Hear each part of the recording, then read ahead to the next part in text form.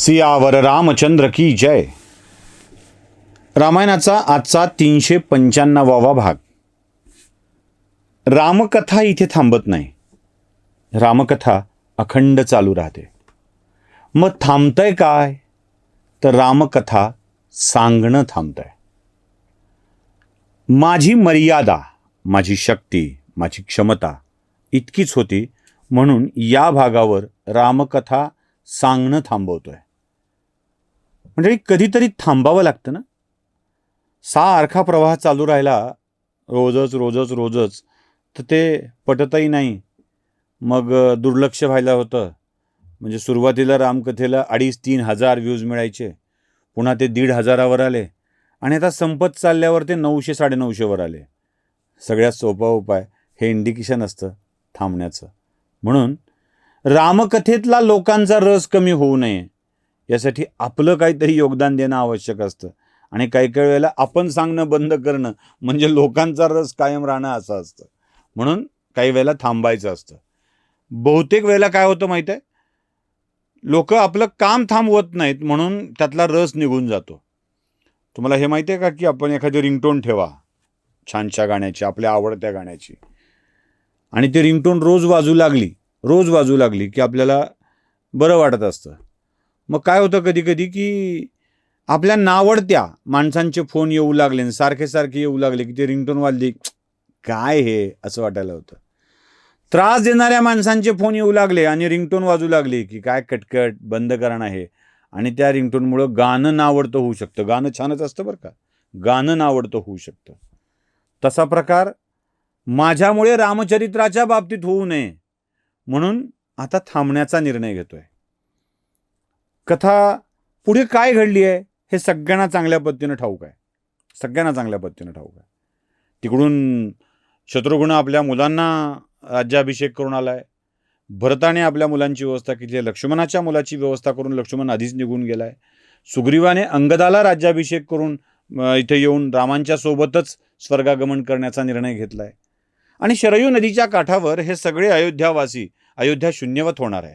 अयोध्येतून राम गेला, अयोध्या संपली. राम येणार आहे या आशेने अयोध्या जिवंत होती. राम आहे म्हणून अयोध्या पुलकित होती, आनंदित होती. राम गेला, अयोध्या संपली. अयोध्याही रामाच्या सोबत निघून गेली. अयोध्यावासी रामाच्या सोबत गेले, शून्यवत होऊन गेले. म्हणून दोन्ही राजपुत्रांना वेगवेगळे राजधान्या करून देण्यात आल्या. सगळे शरयू नदीच्या तीरावर उभे आहेत आणि वाट बघतायत रामचंद्र त्या दिव्यत्वात कधी प्रवेश करतात याची. विलीन होतात म्हणत नाहीये मी, त्या दिव्यत्वात कधी प्रवेश करतात याची. प्रत्यक्ष ब्रह्मदेव आणि स्वर्गस्थ सगळ्याच देवता शरयू नदीच्या आसमंतामध्ये उभ्या आहेत. आणि रामचंद्र आपल्या देहाला इथेच सोडून आपला दिव्य आत्मा घेऊन तेजपुंज अशा वलयामध्ये महाविष्णूच्या लोकामध्ये जाण्यासाठी निघतायत. पण त्यांना पूर्णत्व करण्यासाठी एक एक अवतार हा सगळा त्या दिव्य तेजामध्ये समाविष्ट होतो. आणि इथेच रामावताराचा शेवट होतो. रामावतार संपतो भौतिकदृष्ट्या, पण रामकथा मात्र चालू राहते. रामचंद्र जातात वचन देऊन पुन्हा येण्याचं, आणि ते पुन्हा कृष्णावताराच्या रूपामध्ये येतात. आणि त्यासाठी आपले काही साथी ठेवून जातात. ते कोणकोणते तेही तुम्हाला मी मागच्या वेळेला सांगितलं आहे. म्हणजे हनुमान इथेच आहे, बिभीषण इथेच आहे, जांबवान इथेच आहे, द्विविध आणि मैंद आणि हे द्विविध इथंच आहेत. हे सगळे थांबलेत. आणि बाकी सगळा त्यांच्यासोबत आलेला सगळा समुदाय पुन्हा एकदा त्या दिव्य तेजामध्ये विलीन होतो आणि भगवान विष्णूच्या रूपात विलीन होऊन सृष्टीचं चक्र चालू राहतं. रामकथा चालू आहे म्हणून मी सांगतो.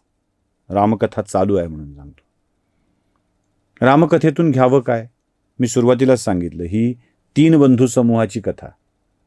एक रामचंद्रांचा बंधू समूह जो एकमेकांच्यासाठी जीव द्यायला तयार आहे, सर्व सेवा करायला तयार आहे, एकमेकांच्या विषयी किंचितही शंका मनामध्ये येऊ देत नाहीत, दुसऱ्यासाठी जगतात.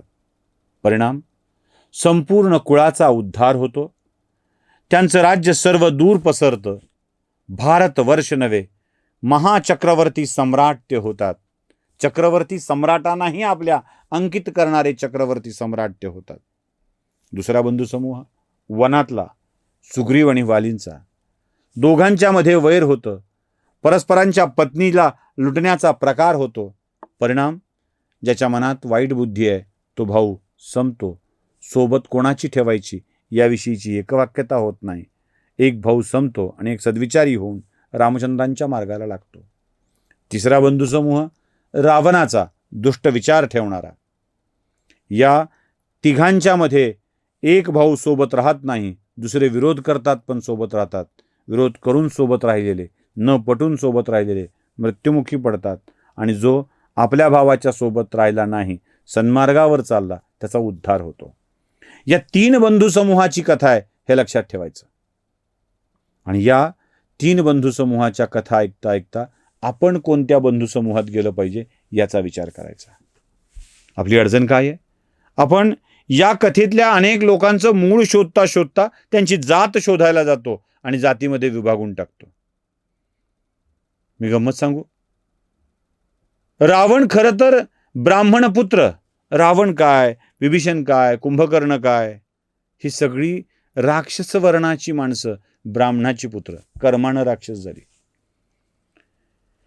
कर्मानी राक्षस झाल्यावर त्यातला एक विभीषण स्वतःला खूप छान ठेवतो, वृत्तीनी छान ठेवतो, भक्तीत लीन होतो. पुन्हा तो मनुष्यवर्णात येतो आणि देवाच्या जवळचा होतो. राम क्षत्रिय, पण हा क्षत्रिय सर्वांना वंदनीय बनतो.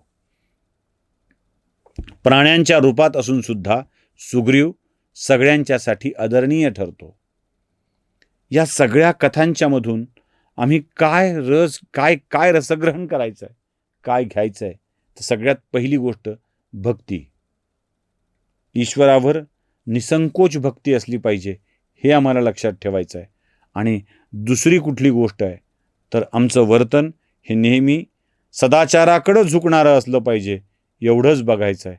आपण सगळ्यांनी या संपूर्ण कथेत जो मला सहकार्य केलं, चालू ठेवण्याबाबत मध्ये मध्ये बंद करावं वाटलं होतं, चालू ठेवण्याबाबत प्रोत्साहित करत राहिलात आणि मी धन्य समजतो की रोज 10 मिनिटं रामचंद्रांचं नाव, रामचंद्रांचं चरित्र, त्या गोडव्याचा आनंद मलाही घेता आला.